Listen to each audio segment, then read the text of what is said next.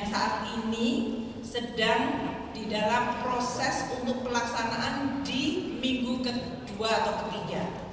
Kita mengetahui bahwa ini akan dilakukan secara bertahap, dari mulai jumlah dari sekolah yang ditargetkan maupun dari sisi sentra-sentra produksi.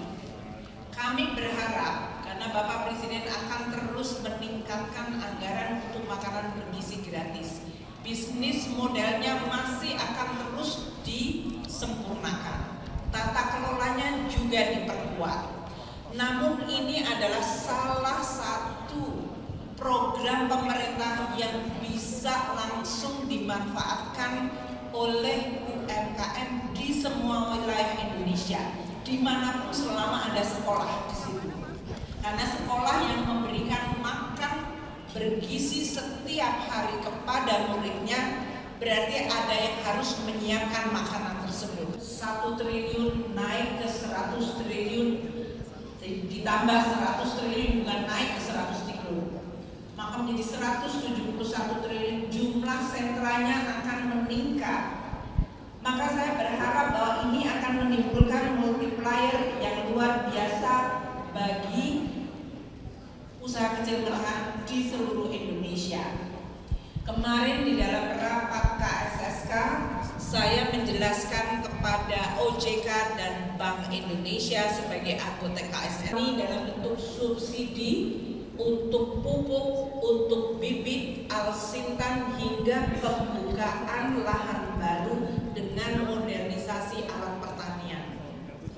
Apabila ini dijalankan dengan terus kita jaga bersama, maka Indonesia tidak hanya menciptakan ketahanan dan swasembada pangan, namun juga akan menciptakan suatu pemerataan kesejahteraan. Ini 139 triliun yang mencakup berbagai program yang telah saya sampaikan tadi.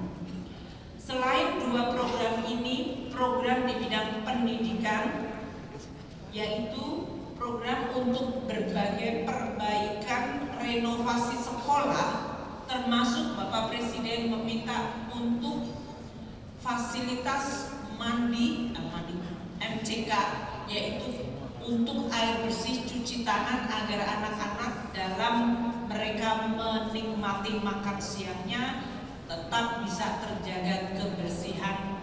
Dan oleh karena itu anggaran untuk renovasi perbaikan sekolah akan terus ditingkatkan. Tahun ini kita mulai dengan mendekati 20 triliun rupiah. Presiden juga meminta untuk dilakukan pemeriksaan kesehatan gratis bagi masyarakat kita. Ini juga untuk mendukung program kesehatan yang sifatnya prevention. Untuk Indonesia mencapai negara maju, maka kita perlu tumbuh lebih tinggi. Oleh karena itu, Presiden Prabowo telah mencanangkan pertumbuhan 8%. Itu membutuhkan sebuah kebijakan struktural dan transformasi ekonomi yang sangat-sangat penting. Berbagai kebijakan struktural seperti investasi di bidang sumber daya manusia, apakah dalam bidang pendidikan, kesehatan, termasuk gizi yang baik, dan juga di bidang institusi, birokrasi, simplifikasi aturan, dan juga dari sisi hilirisasi atau penciptaan nilai tambah yang lebih baik, lebih tinggi, lebih efisien, lebih kompetitif di Indonesia. Dalam konteks ini saya sangat menghargai upaya BRI untuk ikut mendukung transformasi ekonomi dan menciptakan pemberdayaan terutama kepada usaha kecil menengah, sehingga pertumbuhan perekonomian tidak hanya tinggi namun inklusif dan berkualitas. Strategi fiskal untuk bisa meningkatkan pertumbuhan yang inklusif dan sustainable atau berkelanjutan terdiri dari berbagai pilar, yaitu bagaimana menciptakan pertumbuhan yang lebih tinggi melalui berbagai instrumen APBN, entah belanja, entah insentif dari sisi penerimaan, dan pembiayaan serta dari sisi penanganan risiko. Yang kedua, penguatan kesejahteraan. Di sini tadi yang dilakukan oleh BRI dengan fokus pada UMKM bahkan di pedesaan amat sangat kami hargai, karena ini akan bersatu atau bersinergi dengan upaya pemerintah. Pemerintah menggunakan APBN untuk mendukung perekonomian di desa, 70 triliun lebih dana desa untuk 75.000. Jadi kalau tadi briling tadi masih sekitar 4.300, saya harap tahun depan sudah bisa naik 3 kali lipat sehingga menjadi at least 1/3 atau 1/4 dari total desa di Indonesia. Kami juga terus memantau bahwa ini areanya Pak Muhaimin, jumlah desa yang makin mandiri, makin maju itu juga sudah mencapai lebih dari 20.000. Saya harap BRI bisa masuk di desa-desa itu untuk bisa tadi link kepada briling dan mengempower sehingga sinergi dana desa serta BRI bisa berjalan kuat pada level yang betul-betul di grassroots atau akar rumput. Kita akan terus meningkatkan juga kemajuan antar daerah, konvergensi.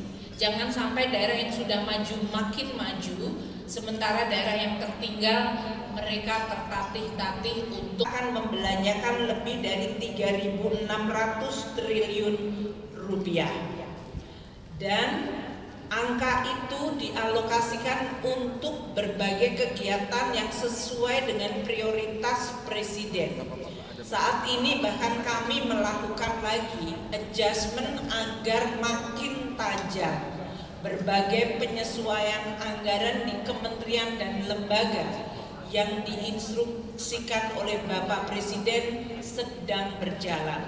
Tujuannya agar birokrasi makin efisien dan kegiatan serta penggunaan uang negara APBN betul-betul bisa langsung dinikmati masyarakat. Pengurangan di situ.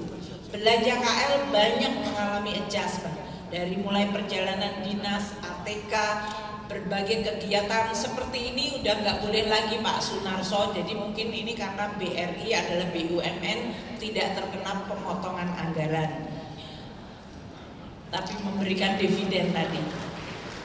Tapi kementerian lembaga diminta oleh Bapak Presiden tidak melakukan kegiatan-kegiatan yang gak sempat baca, dengerin aja. Klik icon text to speech, gak pakai ribet di okezone.com.